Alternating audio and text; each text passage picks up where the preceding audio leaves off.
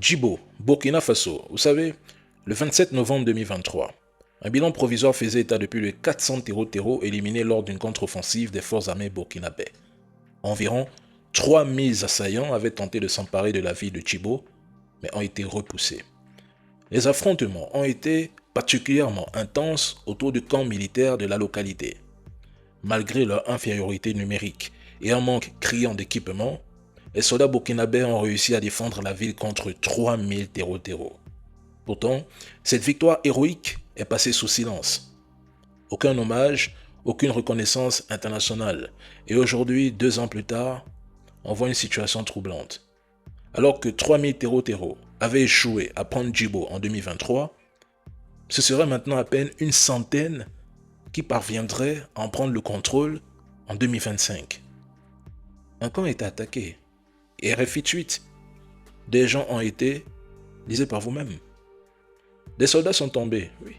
Mais une fois de plus, au lieu de rendre hommage aux victimes et de condamner fermement l'attaque, certains Africains préfèrent s'en réjouir. Pourquoi?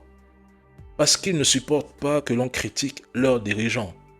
Ceux-là même qui écartent arbitrairement des candidats aux élections dans leur pays. Résultat, ils applaudissent l'ennemi et exigent sur les réseaux sociaux le départ d'Ibrahim Traoré.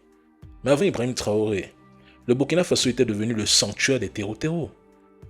Ils entraient comme ils voulaient et ils se reposaient dans des hôtels, prenaient leur déjeuner chez vos politiciens et retournaient, comme si de rien n'était, combattre l'armée malienne.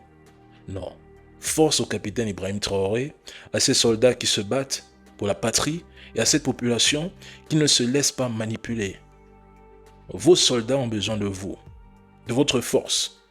Les gars, soutenez-les, encouragez-les et veillez. Parce que à l'heure actuelle, l'ennemi rôde. Ils ont besoin de vous, de votre soutien.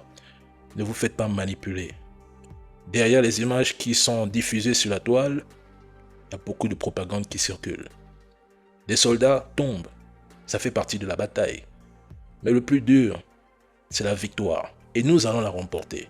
Force à vous la famille, on se dit à la prochaine.